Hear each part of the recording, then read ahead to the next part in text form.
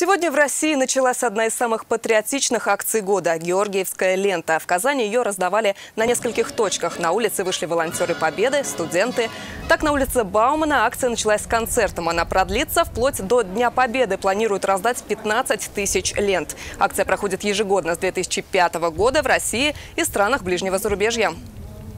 Георгиевская лента всегда был символ победы и всегда остается в памяти у людей, которые помогают реализовывать большие патриотические мероприятия. Молодые активные люди будут как раз-таки раздавать георгиевские ленточки, рассказывать, что они значат. Если не мы, не активная молодежь будет это рассказывать, то больше некому.